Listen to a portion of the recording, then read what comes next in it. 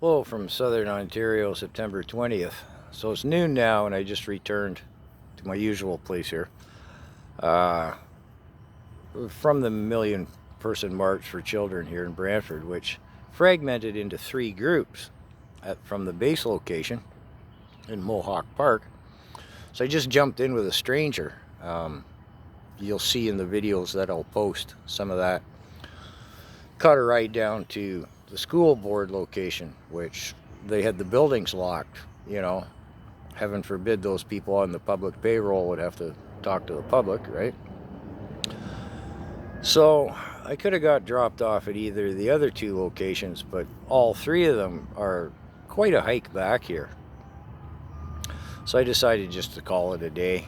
I thought if the other 2 locations are anything like the one I was at, it's kind of anticlimactic. I did do an interview, if you can call it that, with the 2 counter protesters that were there. Excuse me. And it's a shame. The first time I approached them, I thought I was recording and I wasn't. And that was more insightful because the shorter of the 2 ladies was talking away and you're just left going, holy smokes. Wow, this is your logic? The second time, the one who was when I realized I wasn't recording, the second time when I approached, the taller one gave the shorter one the shut up elbow, right?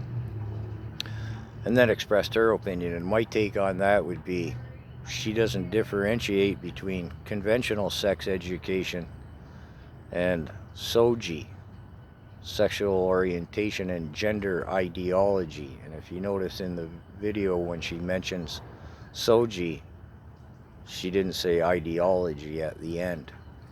So anyways, not the greatest of videos, but I'll play them or I'll post them, whatever, in sequential order. And well, you can sift through them for whatever it's worth. And we'll see later today and tomorrow what transpires elsewhere. I did talk to a number of people there, some local groups. You know, I said, hey, I'm, Carl on the channel if you want to, blah, blah. Nobody wanted to really talk to me on camera. I did get some insights, some information. And one of the sort of organizers, not that there was really any organization, so to speak, but a couple of the ladies I was talking to there, and I said to the one, I said, do you think in some of the bigger cities there will be confrontation between the 2 factions? And she said, yeah, I'm sure there will be in some of the bigger cities.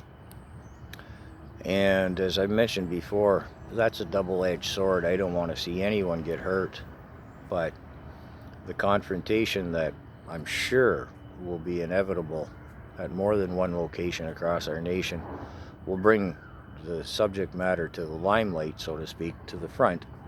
Hey, maybe even the CBC will cover it. Anyways, back to my regular programming at some point.